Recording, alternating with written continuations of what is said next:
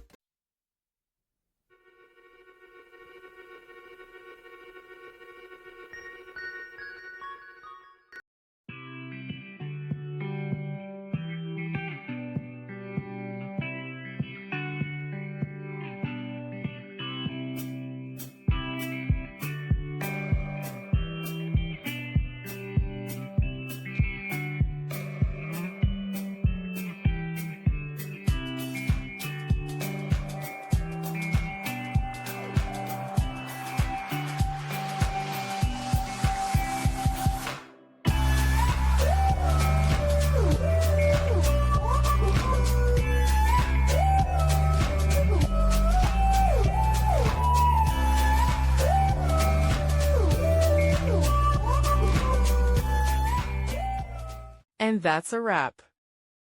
I hope you found the answer you were looking for. If you did, take a second to hit that subscribe button. It really helps out. And let me know in the comments which solution worked best for you. See you next time in the debug zone.